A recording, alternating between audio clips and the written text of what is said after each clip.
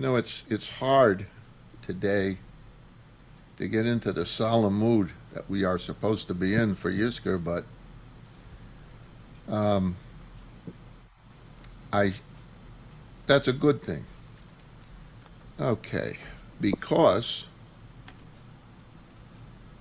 of what happened yesterday with the living and some of the four of the, as far as I know, it's only four of the non-living hostages being returned. We've been begging for this for quite a while, but you know, this is a very confusing day anyway, um, because this was once a festive day. Shemini Atzeret and in Israel, Shemini Atzeret and Simchat Torah are the same day. In this country, it is not. We separate it, except the Reform movement has it on the same day. And I've always had a issue with how do you do Yizkor and Simchat Torah on the same day? How do you do that? So living outside of Israel makes it easier because you don't have to unless you're in the Reform movement. But thanks to this day on the Hebrew calendar in 2023, this once festive day will be forever marred. We all came to the realization that this festive day for the rest of our lives will never feel the same. How can it? We read in Psalm 137, verse 1 through 6, we read in there, "By the rivers of Babylon, there we sat and wept as we thought of Zion. There on the poplars we hung up our lyres, for our captors asked us there for songs, our tormentors for amusement. Sing us one of the songs of Zion." How can we sing a song of the Lord on alien soil? If I forget you, O Yerushalayim, let my right hand wither. Let my tongue stick to my palate if I cease to think of you. If I do not keep Yerushalayim in memory, even at my happiest hour. Before October 7th, 2023, this was already the most ironic holiday of the Jewish year, mostly because it's not clear whether it is the 8th day of Sukkot or a holiday unto itself.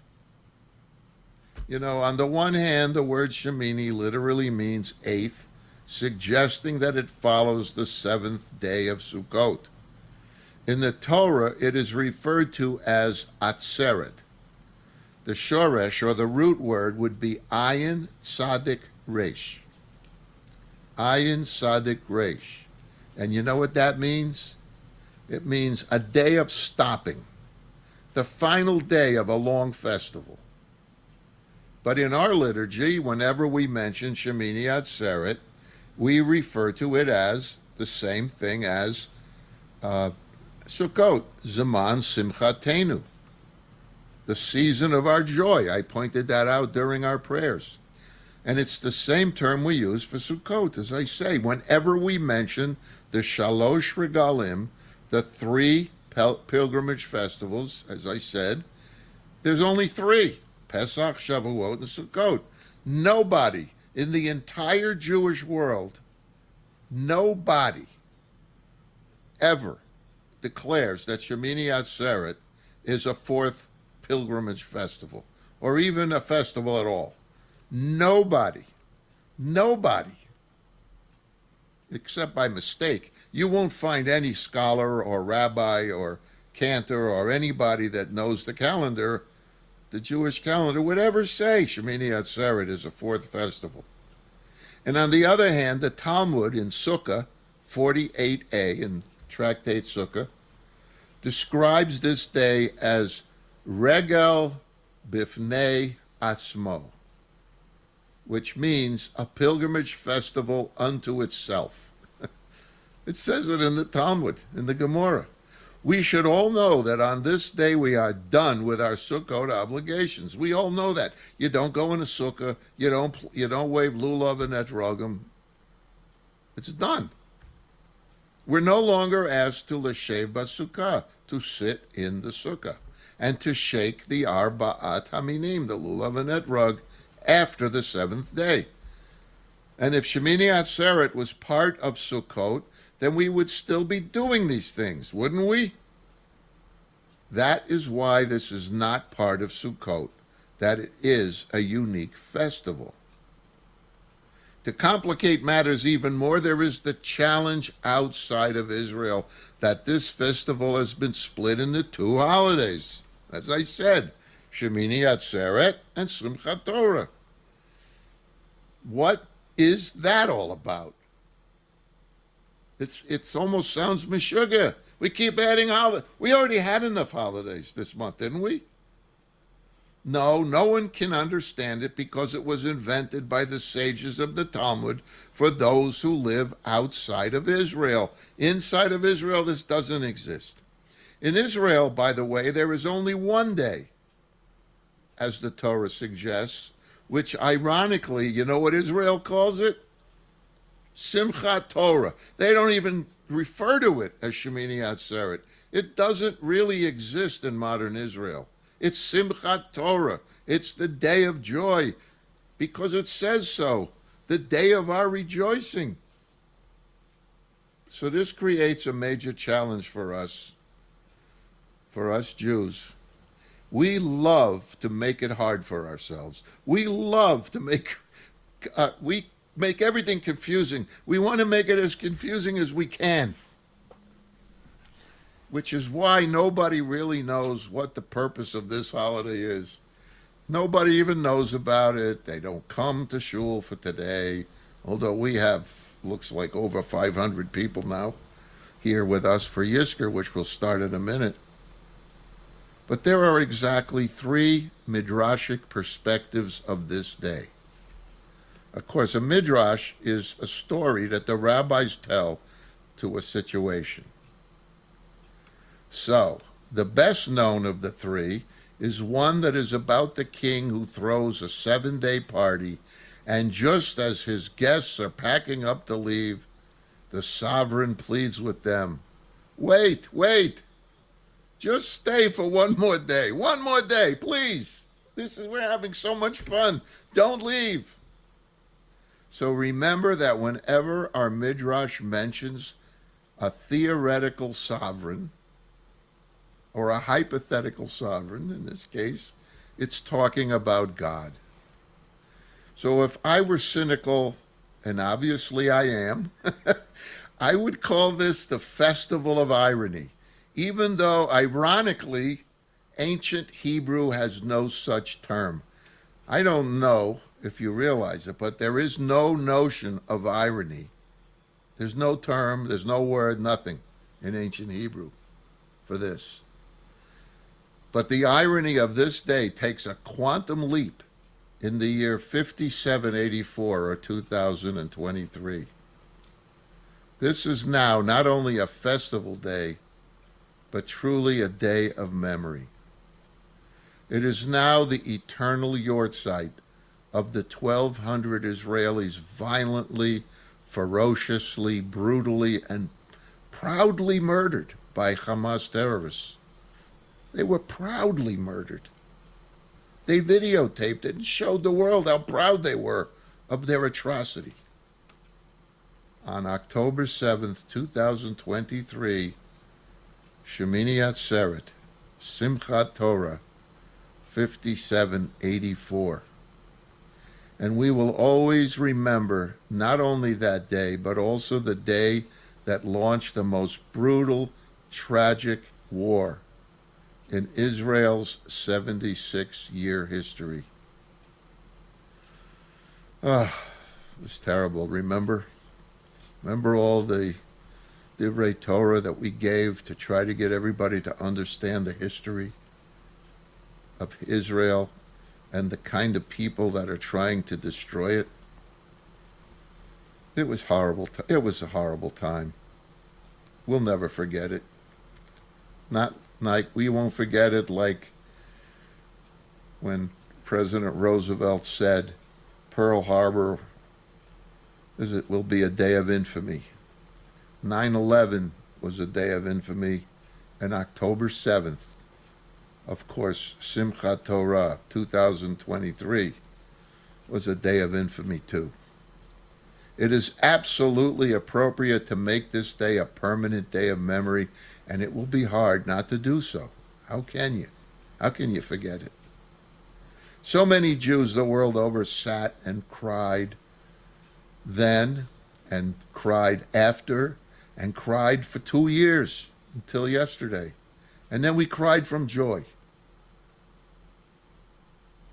But we still cried because it started so poorly, so badly. We have mourned those butchered in their homes by terrorists. We have grieved for those subjected to the most horrible sexual violence on this planet that anyone could do. We have suffered along with those who lost husbands and wives, children and grandparents, Holocaust survivors who were killed, who lived through the Holocaust and then were killed then, and tiny, fresh-faced children and infants who were beheaded in their cribs, left swimming in their own blood. There were Americans and Thai and Filipinos and French and Russians and Ukrainians and Cambodians and Canadians and Tanzanians and Sri Lankans and Brazilians and Jews and Arabs and Muslims and Christians and Buddhists. And I didn't tell you all. The list goes on. Who were taken hostage and or killed. We have watched in pain as the news of tens of thousands of dead Palestinian non-combatants have been highlighted on our screens. We didn't want innocent civilians to die on either side. That's not who we are. We have yearned for the return of the hostages, and we have wept as brave soldiers fell in line of duty. Yes, as our delicious tradition teaches, we can still get up from the trench of mourning to celebrate a holiday. We can mourn and we can still have joy. That's Judaism for you. Kohelet, Ecclesiastes, that I talked about the other day. The writing we read on Sukkot tells us that there is a time to mourn and a time to dance. There is a time to mourn and a time to dance. Those of us who remember and mourn the loss of this day 2 years ago and everything that has unfolded since, as our sage Rabbi Yehoshua in the Gemara suggests, we not only merit the rebuilding of Yerushalayim in the world to come, but we should also celebrate on Simchat Torah, and yes, even the highly ironic festival of Shemini Atzeret, for our hostages are now returned. The living hostages are returned. We should celebrate that, but we cannot forget. May the one who helps the weak save us. May the one who redeems and rescues us grant us success. May the eternal protector answer us when we call. In what immense to a crescendo of the festive month of Tishrei. What a month this was. Rosh Hashanah, Yom Kippur, Sukkot, the release of the hostages, the festival of Shemini Atzeret, the festival of the additional day of Simchat Torah. We beg God. We still beg God. We count on each other to protect us. We count on God and we count on each other. And we have to help the weak. We have to redeem and rescue everyone. And even as we dance and sing joyously again, and it would be both tomorrow, we're going to come together tomorrow on Simchat Torah, we continue to not forget our grief. Please don't forget, ever forget. Most of us can remember either knowing a Holocaust survivor or being in the Holocaust. There aren't many left. We can't forget. Some of us even remember Pearl Harbor. Very few, but some. But to celebrate our resilience and the amazingly hopeful prospect of peace going forward has never been greater. We must worship God and thank God for what God is doing now and continue to do. May this season of joy and grief, of pain and repentance and forgiveness, and most of all, irony, bring us all strength and constant and consistency to stand together as we move forward, with our days of peace. And I want to wish you all a Chag Sameach